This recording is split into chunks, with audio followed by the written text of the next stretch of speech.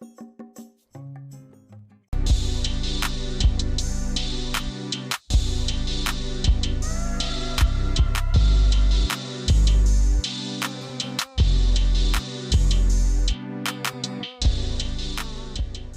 guys, what's up and welcome back to my channel. So if you're new here, my name is Afrolecia and over here, natural hair is the topic.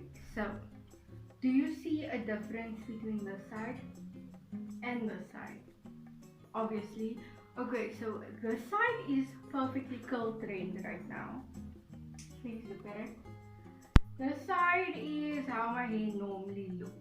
Like, this is how my hair kind of is in a wash and go. Before anything, my hair is freshly washed and conditioned, and yeah, so I curl trained this side, and today that's kind of what I'm going to talk to you guys about. Why, what it is, and how you can do it your own hair when it comes to curl training. Okay, so there's quite a bit of buzz around curl training because a lot of people think it's a myth. It's literally a way to manipulate your hair, to kind of have your hair remember what to do almost all the time. And I tell you, it really trains your curls. First of all, your curls last much longer. Like much longer. There's no style that lasts as long as this. It really helps your curls clump when you're doing like just normal wash and shampoo. My curls seem to clump much better when I am curl training more. What I'm not saying is I do this once and my hair stays like this forever. Whenever I wash it, this is how it comes out. Obviously not, because then how do we explain this? But I haven't been curl training probably for like a year and a half, I could say. It's longer than a year. The reason is because I have very thick hair and you need to work in extremely small sections, so it kind of takes a lot of time to finger curl my hair now that it's longer. The only downfall to this is it takes long. You need to have patience, you need to have time. How often I say you would have to curl train is, I would say do finger curls once a month. Like your curls should start clumping together nicely, start being more coily after like the third month.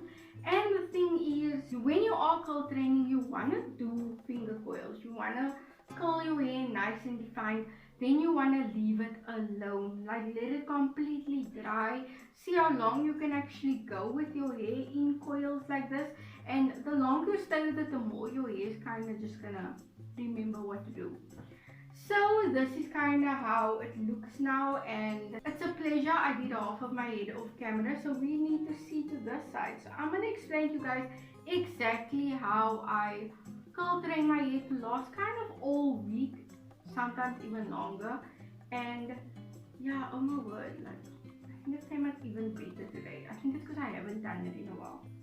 So I have like completely half of my hair done, all done.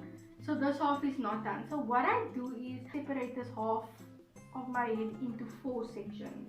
You need to have your hair a nice dampness, kind of a little bit more wet than damp, because those just stick on much easier when your hair is wet. It's way less frizz and whatnot. Also, I already have very little Cantu curling cream on my hair. So the thing is, you want to go in with a nice moisturizer first, not too much. Kind of just to have a moisture layer, because remember we're trying to keep it in all week. So yeah, I have some Cantu curling cream. It's all over this hair already. So let me just wet it a little bit. How I would say you should make your sections is like I want to be able to, like you see, I dampen my hair. But as I'm doing, I don't want the section to dry, so I'm kind of making big enough section for me to get through without my hair drying. So yeah, that is kind of the section, and it's wet. You can see kind of frizzy. I do my finger coils sometimes with gel. Actually, a lot of times with gel. I feel like the gel just holds it way better than anything. And don't be scared of a gel cast. You can literally just scrunch it out, or like, yeah, just take it out of your hair once the gel is completely dry. Scrunch the cast out, but don't be scared of a cast, guys. Like literally a gel cast literally just means that it's gonna hold your hair in that place. So I put kind of like a generous-ish amount of gel on my hair, and now I'm gonna shingle it kind of just to get it in its own type of curls. You see the curls that it makes on its own. That's what I want, because I wanted to kind of be in like small little pots. Okay, so now that we have all our gel shingle through our hair, here's the tedious part.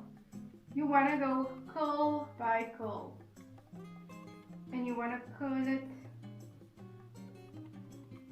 until it's a nice coil, okay? And yeah, that's kind of what you do. Take your time, guys. You probably think it's gonna take forever. It is, but you know, it's really worth it. I don't get more compliments with any other hairstyle. My hair is kind of long, so it does that a lot where it's like straight, but don't worry, all of these did that, but like as it dries, it literally shrinks up and curls still by the root, so it's fine. A reason why if you're doing this curling like this and it doesn't want to curl, one thing can be is you curling the wrong direction. So most of my hair can curl any way I curl it, but some is like super stubborn. Like some don't want to go the way I curl it, and literally if I curl it the other way, it will come out with a nice coil. So just take note of it when your curls start not looking coily. And another thing is also, if your hair is also not curling, you might have a little bit too much product in. Those are the two reasons I find when my curls are not coming out so nice. If I maybe have too much product, you can just splash your hands with water and run it through your hair. Or I'm curling in the wrong direction, which that happens like about throughout my whole head, probably like 20 times. Seems like a lot, but it's actually not a lot. So one thing is, the smaller sections you work in, the less frizz you are bound to have in the end. So when my hair was shorter, I really got away with doing much thicker parts in my finger coils, but then I would be able to separate it in the end. Because my hair is so long and the coil is coiled so long down, me trying to separate my curls in finger coils, it causes so much frizz. Like literally, I'd rather have small hair than try to separate it, get big hair and have all that frizz. So that's why, like, if you have thick hair like mine, try and go in like as small sections as you can. Like, look at that section, guys. So try to be a little bit of a perfectionist, like you can see I am. I really don't move on by just twirling my finger. I want to see that the coil that I made is actually looking nice and defined before I move on to the next coil. If you need to go in and apply more water onto your section, please do. Don't be finger coiling dry hair. You're just not going to get the frizz-free effect.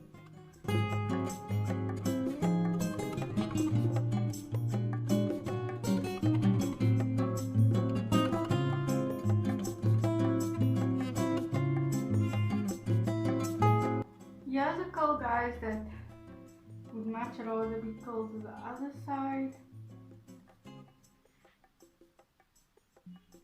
Okay guys, so there are my curls. Nicely trained, perfectly curly, perfectly defined. So yeah guys, I'm just gonna go ahead and do this section and I'll be right back. Okay guys, so my hair is actually dry already, so I actually had a crazy headache while I was doing my hair. I had no idea, so I took a nap. So it's all better now, but yeah, this is my curls. Like with the gel cast, they kind of stay perfectly. Super duper coily, like almost like a totally different texture compared to when I started. And now I'm just gonna put some oil in my hand and kind of just run it down my curls, and that should keep it all weak in this nice style. If it does tend to change up, I will just tie it up, and like when it starts getting frizz, I will tie it up and just try and at least go a week. And that is how I train my curls to be super duper coily. Like I said, this is training. With training, you're gonna want to keep to it and be consistent, otherwise you're gonna see no difference.